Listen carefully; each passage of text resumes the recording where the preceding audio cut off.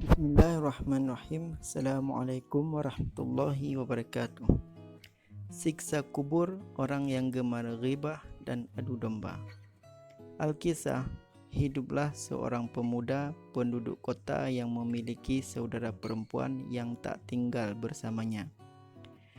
Saudara perempuan itu tinggal di salah satu sudut kota bersama ibunya.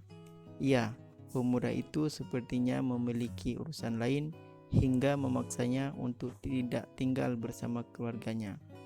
Hingga suatu saat, saudara perempuannya mengadu kepada pemuda itu bahwa kondisinya sedang tidak baik. Ternyata perempuan itu sakit parah. Pemuda itu langsung bergegas pulang untuk menjenguk saudara perempuannya. Nahas, tak lama kemudian perempuan itu meninggal dunia. Pemuda itu lantas merasa sangat bersalah. Ia merasa telah gagal menjaga keluarganya.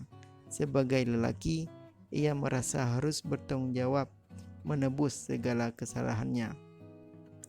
Ia kemudian mengikuti segala proses pemularasan jenazah saudarinya, memandikan, mengkafani, mensalati, dan ia juga ikut memikul jenazah saudarinya menuju pemakaman.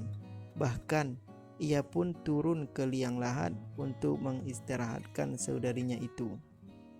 Setelah prosesi pemakaman selesai, ia lantas pulang kembali ke rumah, berkumpul dengan sanak saudara dan ibunya. Selang beberapa saat, ia merasa kehilangan dompetnya.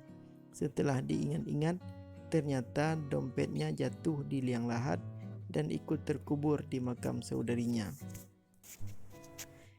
Ia kemudian meminta tolong seorang lelaki dari sahabatnya untuk menemani menggali ulang kuburan saudarinya. Keduanya kemudian mendatangi pemakaman dan mulai menggalinya. Ia dan sahabatnya menggali dengan kewaspadaan tinggi, sembari mengamati setiap jangkul tanah yang barangkali terdapat dompet yang ia maksud. Dan benar, setelah galian mendekati jenazah, dompetnya pun berhasil ditemukan. Menyingkirkanlah sebentar dariku agar aku dapat melihat keadaan jenazah saudariku, pinta pemuda itu kepada sahabatnya. Sahabatnya pun lantas keluar dari liang lahat dan memakluminya. Sebagai orang yang bersaudara dengan jenazah, tentu ia ingin memastikan keadaan saudarinya di dalam lubang peristirahatan. Atau barangkali juga ada sepatah dua patah kata yang ingin diucapkan kepada saudarinya itu. Dan itu adalah privasi keluarga yang harus dihormati. Saat ia mencoba menyingkap jasad saudara perempuannya, tiba-tiba dari liang lahat terdapat api yang berpijar, menyemburat dan seakan siap melahap jenazah itu dengan kobaran apinya. Ia begitu kaget. Ia lantas buru-buru keluar dari liang dan segera memerintahkan sahabatnya untuk kembali menutup makam saudaranya itu. Beruntung saja sang sahabat tidak begitu menyadari hal itu. Pikirannya pun kacau. Hatinya begitu terpukul dan sedih. Ternyata saudara perempuan yang ia sayangi mendapatkan siksa kubur yang pedih sekali. Ia lantas kembali ke rumah dengan gundah. Buru-buru ia mendekat kepada ibu dan berbisik, "Wahai ibu, ceritakanlah kepadaku bagaimanakah saudara perempuanku selama ia menjalani kehidupan di dunia." Merasa aneh dengan pertanyaan putranya, sang ibu lantas menanyakan sebab mengapa ia menanyakan hal demikian.